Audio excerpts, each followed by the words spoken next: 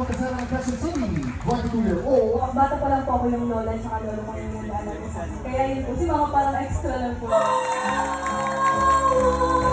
Grabe, parang tagus puso yung pagkanta mo, na-feel ko yung song mo.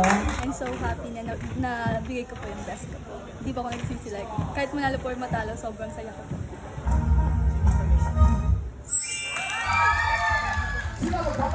Nang laban-laban kaming tatlo magkakapatid, di pa ako nanalo. Ang ganda ng sound, pero yung expression parang medyo pwede pang i-match. Nakaraos naman po kahit kinakabahan. Pero yun, thank you so much po sa lahat ng support.